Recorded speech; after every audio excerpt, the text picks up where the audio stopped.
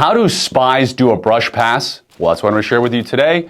My name is Jason Hanson. I'm a former CIA officer, and I run tacticalspyschool.com. So, what is a brush pass? Well, most people are familiar with a brush pass. That is the super cool ninja thing shown in the movies where you have one spy on this side of the alley or this side of the big concert or whatever it might be, and you got the other spy, and they walk past each other and they magically hand the piece of paper that has the super secret classified material. Or in some movies, they get really, really cool and high speed, and you have the two spies cross and one slips this in his jacket, somewhere like that. That is a brush pass. So a brush pass is to share information. Now, here are some important things about really doing a brush pass. Number one, it has to look natural. Obviously, you can't be like looking around like, okay, is anybody coming? Is anybody here? All right, here you go. So it has to be completely natural. And two, you want to do it where if you're being followed, if somebody is running surveillance on you, you do that operational act where people can't see it. So let's use a simple one. Let's say there's a corner here. So you are walking down an alley, you're going straight, and here is a corner, and you're the one with surveillance, meaning you think you have surveillance. The other guy you're going to do the brush pass with, he already says, hey, I'm black, which means I don't have surveillance or I'm in the black. And so you turn the corner here, right? Your surveillance, there's gonna be that maybe 5 seconds where they can't see. And so you turn the corner here, you do that brush pass here. Now it's still not as if you're gonna throw this and hand it off. You're still gonna make it look as natural as possible. But because you turn that corner and your surveillance maybe took 5 seconds, 10 seconds, whatever to turn the corner, they don't see you passing with this person. That way, if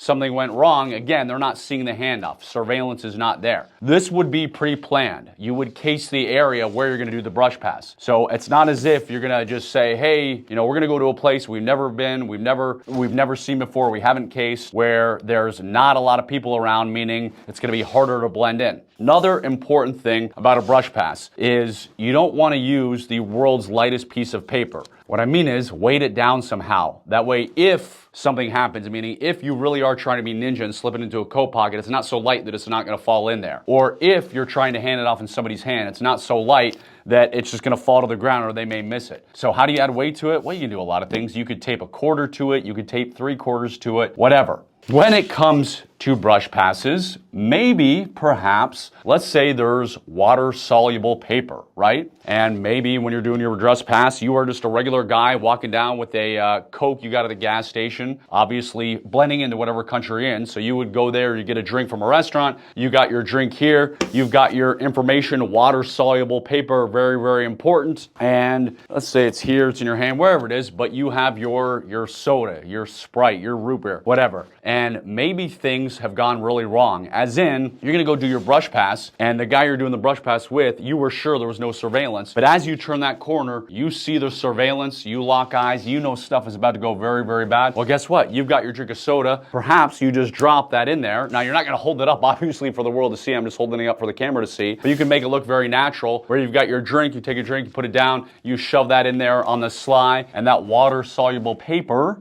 quickly disappears. So the most important things are, one, planning your routes, taking your time, making sure you know everything going on around, what should look normal, cameras, obviously. You don't want a place where you're in London where there's cameras, 50 million cameras everywhere that may pick up you doing the brush pass. So you're gonna case all this, you're gonna know the routes, you're gonna know, hey, where am I gonna port, where are my ways in and my multiple ways out. Hopefully you're not doing a brush pass. The only reason you should be doing a brush pass is A, you're in the intelligence business, meaning you're a CIA officer or another intelligence officer working on behalf of the United States of America to do good things. Because if you're doing brush passes and you're not that, maybe it means you're a traitor to this country and you're working for another intelligence service passing classified information in the United States. And in that case, I hope you get caught quickly. I hope you get arrested. I wish they'd chop off traitors' heads, but we don't do that anymore. Unfortunately, we only put them in jail. So now you know how to do a brush pass. Hopefully it's just for craps and giggles. You never have to do one in real life unless you're working for the United States, working for the good guys. I am former CIA officer Jason Hanson. Now you know a thing or two. What is my brush pass material today?